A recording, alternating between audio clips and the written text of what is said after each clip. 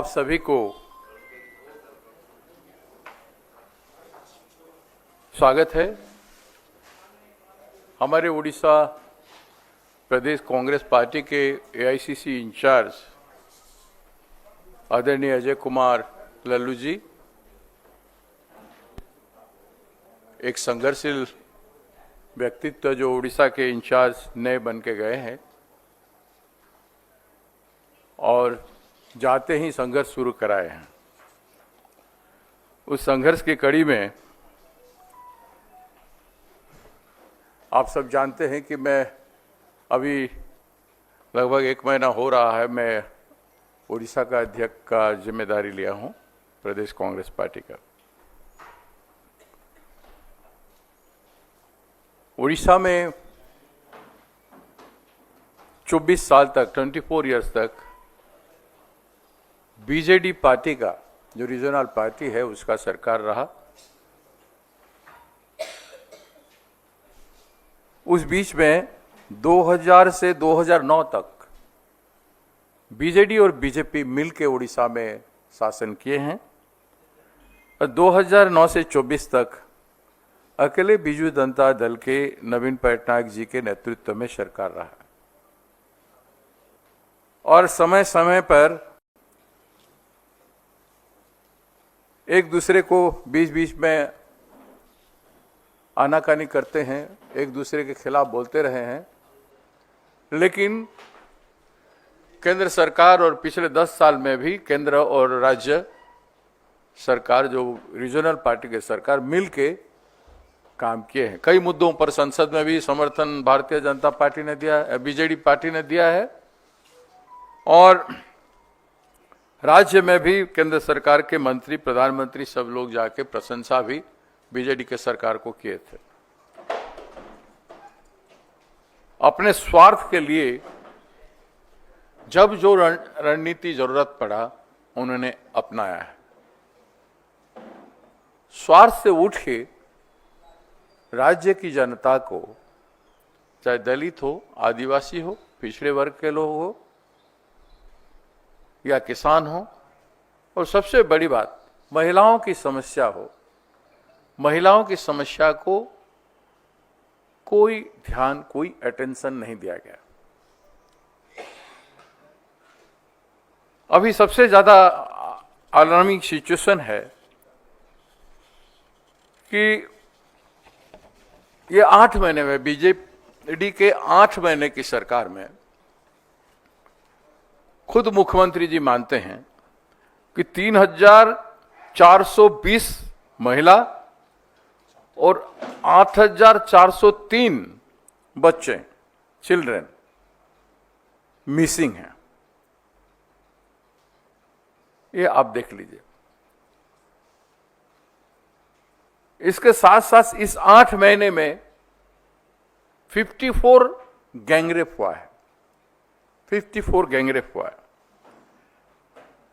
उसका दृष्टांत कुछ आप लोगों के बीच में रखूंगा, पर सबसे ज्यादा संवेदनशील मामला, इमोशनल मामला, जो संविधान और कानून और राज्य और केंद्र के बीच में सरकार रहते हुए जो घटना घटी है, जिन बच्चियों का माइनर बच्चियों के साथ जो बलात्कार हुआ है, रेप हुआ है, मर्डर हुआ है, ये भारत में आज तक कंटिन्यूअसली कहीं एक आध घटना का रिपोर्टिंग जरूर आता है, लेकिन लगातार मेजर इशू बन के खड़ा हुआ है। और फिर भी डबल इंजन के सरकार, दिल्ली सरकार भी चुप है और राज्य सरकार भी चुप है। ऐसे मैं एक एग्जाम्पल आपको देता हूं। मालकानगिरी जिले में चित्रकुंडा में एक आदिवासी रेसिडेंशियल स्कूल है। इसमें एक बच्ची 10 का क्लास से एक बच्ची, 10th का क्लास की बच्ची प्रेग्नेंट हो जाती है और एग्जाम देने जाती है तब उसका प्रसव भी हो जाता है, बच्ची पैदा भी हो जाता है बच्चा। कितना गंभीर मामला है देखिए। वार्डन कहाँ था इतने साल तक, इतने महीनों तक? बच्चा कंसीव हुआ, एग्जाम दे रहा है और एग्जाम के दिन उसका प्रसव हो जाता है। हेडमास्टर कहाँ था? और आवासीय स्कूल का परिदर्शक रहते हैं, विजिटर रहते हैं। विजिटर ब्लॉक लेवल में भी रहते हैं, ब्लॉक एजुकेशन ऑफिसर रहते हैं, ब्लॉक ट्राइबल विभाग हो तो ब्लॉक एक्सटेंशन ऑफिसर होते हैं, और डिस्ट्रिक्ट वेलफेयर ऑफिसर होते हैं या डिस्ट्रिक्ट एजुकेशन ऑफिसर होते हैं, और उसके ऊपर सब कलेक्टर, एडीएम, कलेक्टर रहते हैं। ये विजिटर्स हैं। इनका काम है रेसिडेंट स्कूल को विजिट करना और वहां सारे बच्चे कैसे पढ़ रहे हैं, नहीं है, उनका सुविधा क्या है, नहीं है, देखना और उसका खाना पूर्ति करना। कोई वहां पे नहीं गया।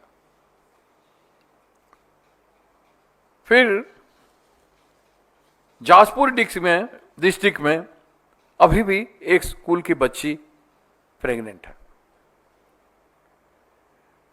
फिर केवंझर डिस्ट्रिक्ट में अब सबसे घिनौना 6 क्लास की बच्ची, रेसिडेंट स्कूल है, और जो चीफ मिनिस्टर महोदय का होम डिस्ट्रिक्ट है, उसी में 6 क्लास की बच्ची प्रेग्नेंट है।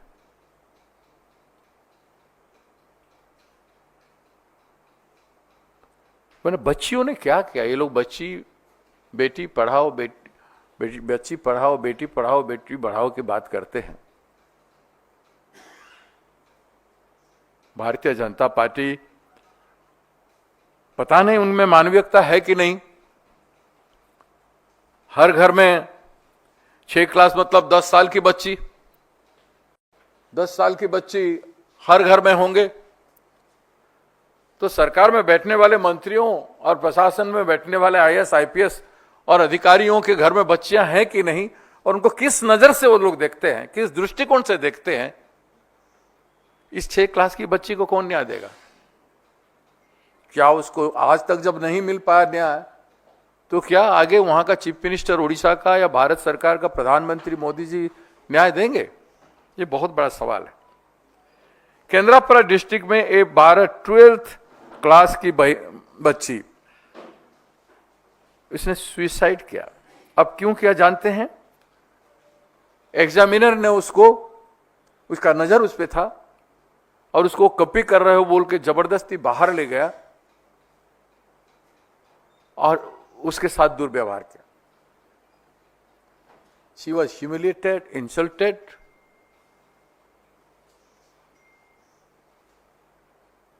और उसको जीने का रहा नहीं, and she committed suicide.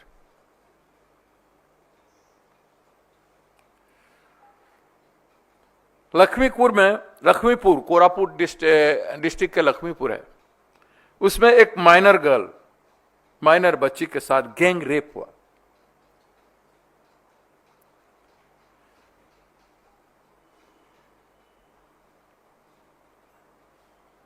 एक 10 साल की बच्ची बालेश्वर डिस्ट्रिक्ट में,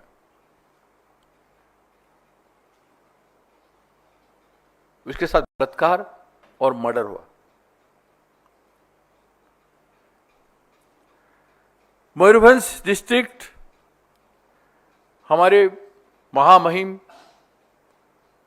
राष्ट्रपति भय्यसी महिला जी का डिस्ट्रिक्ट है।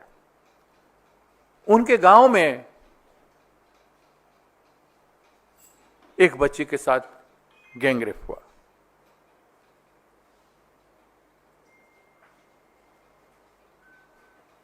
तो ये क्या है? बरी में 10 क्लास का एक बच्ची प्रेग्नेंट है जाजपुर डिस्ट्रिक्ट में। ये मैं आपको 6-7 केस इंस्टेंट दिया। ये पिछले 15-20 दिन की घटना है। पिछले 15-20 दिन की घटना है। आपको बताया चौवन गैंग रेप का।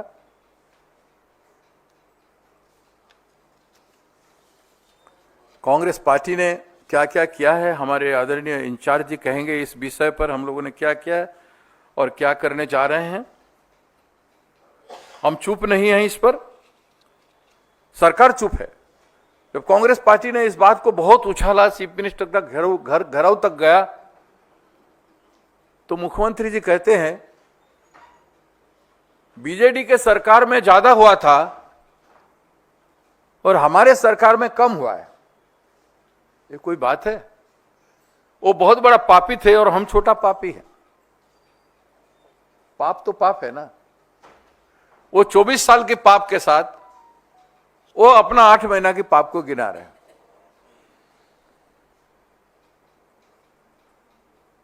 संविधान और सरकार, इनका जिम्मेदारी है कि नहीं हमारे देश में, ये बहुत बड़ा सवाल है। केवल उड़ीसा का नहीं, पूरे देश का। एक छोटी छोटी घटना कांग्रेस काल में जो हुआ था, उस पर भारतीय जनता पार्टी ने क्या नहीं उछाला था। आज इनको इन बच्चियां दिखाई नहीं देते हैं।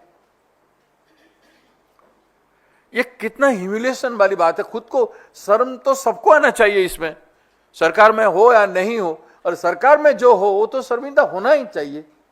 ये लोग शर्मिंदा भी नहीं है। सरकार चल रहा है कि नहीं चल रहा है,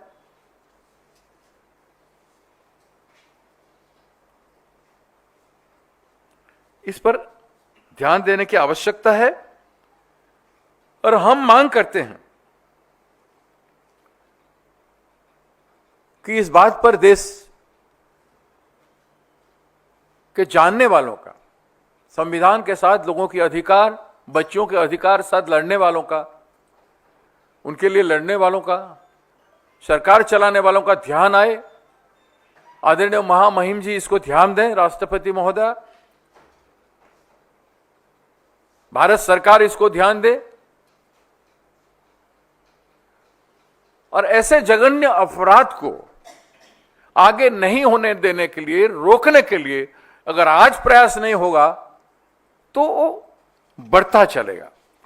क्राइम रेट जिस भयानक तरीके से बदला है हमारे यहां उड़ीसा में,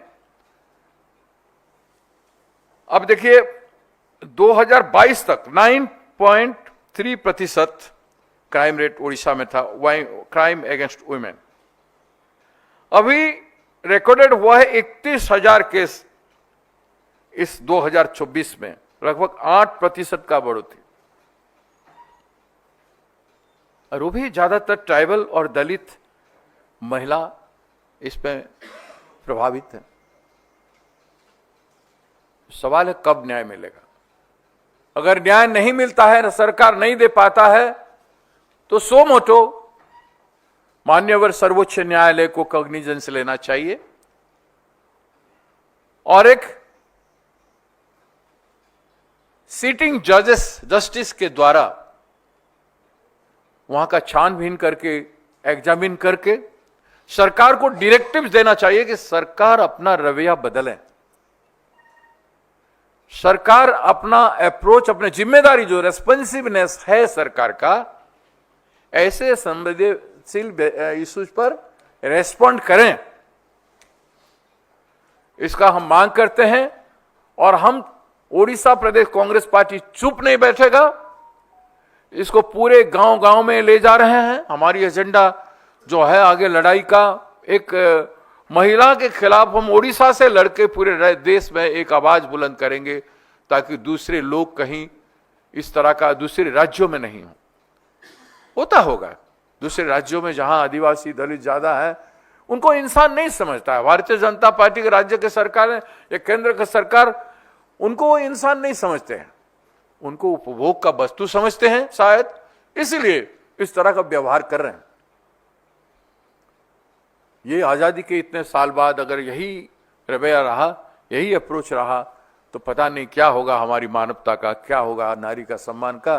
सरकार जितना स्कीम करे, जितने बात करे,